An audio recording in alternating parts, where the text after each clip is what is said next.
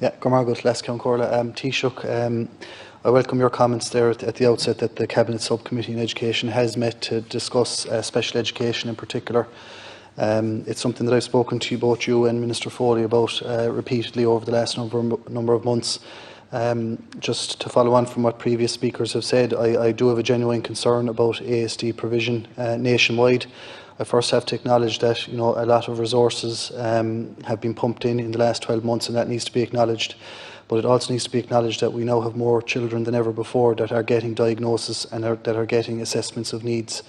And I suppose my concern is that there are areas of this country and areas of our own county where the provision of ASD education is left to the devices of principals and schools, and I think that the policy needs to change. That the Department of Education and this government needs to take this issue by the scruff of the neck, and where there's a demand for such provision of educational services, they will be provided in any school that is publicly funded.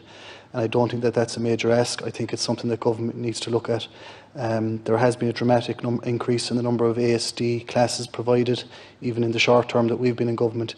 That said, the demand that's out there needs to be addressed, and I think the best way to do that is to do it from a department point of view, where the department makes the decisions, where the service is in demand, and I'd welcome your comments on that. Thank you. In terms of the issue around the autism and special needs more generally, yourself, Deputy Pádraig O'Sullivan, raised, and others, about $2 billion is now spent on special needs education. It's about 50% more again than 2011.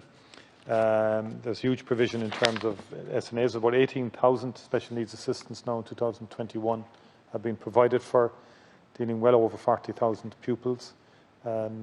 No school will suffer a reduction in its allocation for the school year 2021 to 2022. That's an important point.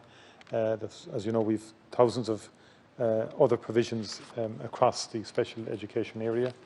What I'm anxious to do is to make sure that there's a more structured approach to ensuring placements are in place in given areas to students, in relation to Deputy Sullivan's point, that in advance that parents will know that there's a place for their child the following September, well in advance, and that parents don't have to go through the struggle of going from school to school trying to secure a place for their children, which I think is unacceptable. And in that respect, I do think we need to look more broadly at ownership, patronage, more generally. Very often we go to certain providers now and they say, we don't have any more capacity to add a school or a class or take extra places. I don't think that's good enough anymore. And particularly when the state has to fulfil a constitutional obligation to make sure that children have access to education, a special needs child has equal right to access to education as children in a mainstream situation. And I'm very clear about this.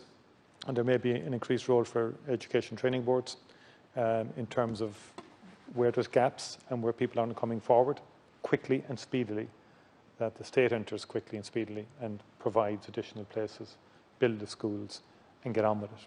And that's why we had that meeting of the Cabinet Subcommittee that you and Deputy Sullivan and others alluded to, is to look at the legislative, because I think the legislation that we have in place, which the Oireachtas brought in some years ago. I'm sorry to interrupt you now, but we're going over time and there are 3 questions left.